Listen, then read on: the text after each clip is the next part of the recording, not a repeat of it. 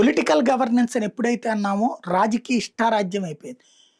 Temporary ఉద్యోగాలు చేసే వాళ్ళందరినీ బలవంతంగా అవతలకు పంపడం, లేకపోతే మాకు అనుకూలంగా ఉండాలంటాం స్టేజ్ నుంచి, చివరికి చిన్న చిన్న ఉద్యోగుల జీవితాలతో చెలగాటమాడుతుంటే వాళ్ళు ఆత్మహత్యలు చేసుకుంటున్నటువంటి ఘటనలు.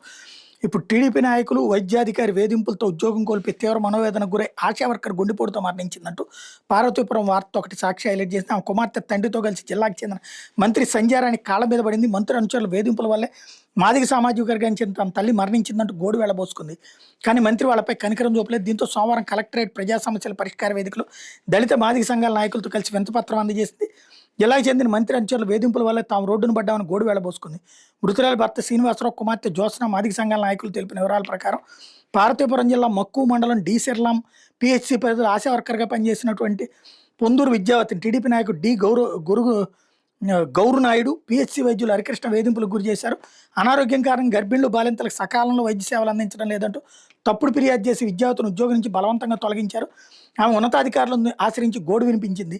ఆరోగ్యంగా ఉన్నట్టు ధృవీకరణ పత్రం కూడా పొందింది. అయినప్పటికీ అధికారులు ఆశా వర్కర్ ఉద్యోగం తిరిగి ఇవ్వలేదు.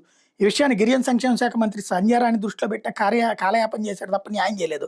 దీంతో విద్యావతి మానసికంగా కుంగిపోయి సెప్టెంబర్ 24న గుండెపోటుతో మృతి చెందినట్టు పీజీఆర్ఎస్లో కలెక్టర్ ఎన్ ప్రభాకర్ రెడ్డికి ఇచ్చిన వినతిపత్రంలో బాధితులు పేర్కొన్నారు. ఆశా వర్కర్ మృతికి కారణమైన గౌరనాయుడు, వైద్యుడు హరికృష్ణ మీద కేసును నమోదు చేసి శిక్షించాలని డిమాండ్ చేశారు. మృతురాలి కుటుంబానికి ఉద్యోగంతో పాటు 1 కోటి పరిహారం, 5 ఎకరాల భూమి ఇవ్వాలని డిమాండ్ చేశారు. వినతిపత్రం అందజేసిన వాళ్లలో ఎంఆర్పీఎస్ జిల్లా అధ్యక్షుడు పులి డేవిడ్, ప్రధాన కార్యదర్శి మారిశెట్టి ఆనందరావు, ఎంఎస్సిపి జిల్లా అధ్యక్షుడు మామిడి కృష్ణారావు, ఏఎస్పీ ప్రధాన కార్యదర్శి బొద్దాన అప్పారావు, మృతుల భర్త శ్రీనివాసరావు, కుమార్తె జ్యోత్స్న ఉన్నారన్నటువంటిది హైలైట్ చేసింది.